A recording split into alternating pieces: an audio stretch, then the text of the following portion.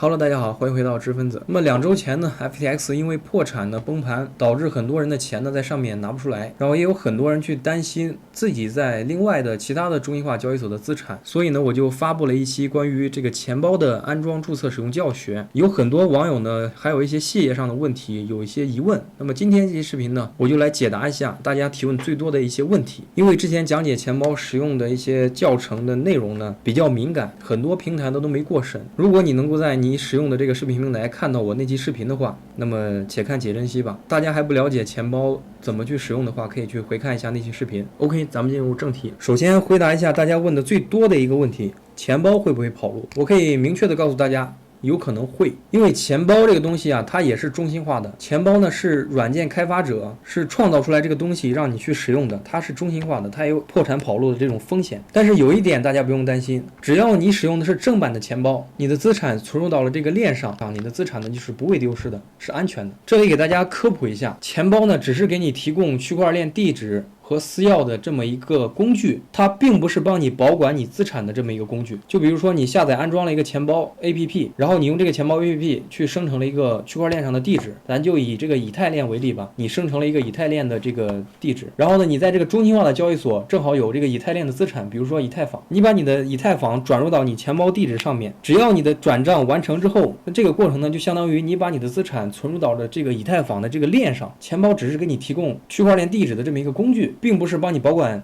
你的资产的这么一个工具。大家明白了吗？就算钱包跑路，你的资产只要是存入在区块链上面，那就是安全的，那就是没问题的，钱包跑路的无所谓的。那这个时候呢，就会有朋友疑问，我怎么才能够知道我的资产有没有存入到这个区块链上面？这个其实很简单啊，咱们可以通过区块链的这个查询工具，比如说打开这个网站，这个是以太坊的这个官方的这个区块链的查询网站，你把你的地址给粘贴上去，点一下搜索。这里呢，我随便以一个别人的这个地址为例啊，我随便点一个，点开之后呢，你可以看到这个地址几分几秒转入了多少钱，对吧？这些都是公开透明的，一清二楚。比如说你的资产呢是在币安链上，币安链也是一样的，币安链也是有一个自己的查询网站。同样呢，你是把你的地址粘贴上去，然后点击搜索这个按钮。我们还是以一个陌生人的地址为例，我们点开看一下，然后这里呢也很清楚，它的资金流向几分几秒发生了什么事情都可以查得到，这个是公开透明的。只要你能够保证你使用的是这种正版的钱包 APP， 那么你的资产能够成功的存入到这个区块链上面，是完全安全的。这里呢，我再给大家推荐几个比较安全的钱包吧。首先第一个呢就是 mToken， 然后就是 MetaMask 小狐狸钱包，这个大家也都知道，对吧？然后就是这个 Ledger。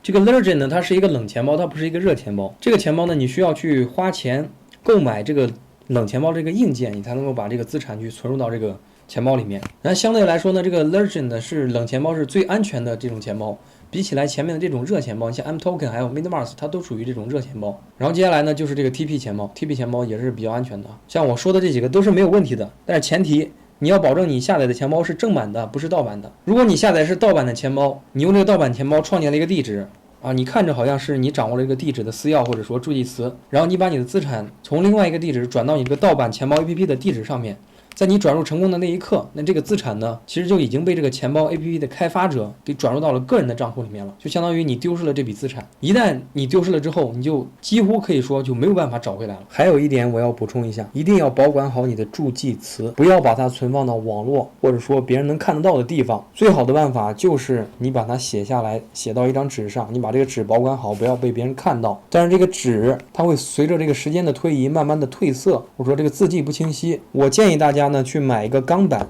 可以刻字的那种钢板，你可以随意拼接成你的字母，然后把它保存起来。这个钢板呢，它是不会掉色、不会生锈腐蚀的。OK， 以上呢就是关于钱包的问题的解答的全部内容。如果你还有更多的疑问呢，欢迎给我留言或者私信，我会选取一些大家疑问最多的一些问题，单独的出一期视频来解答一下。OK， 这里是知识分子专注于分享加密货币区块链的最新资讯，欢迎点赞订阅我的频道，收看更多的行业动态和资讯。那么这里是知识分子，咱们下期见。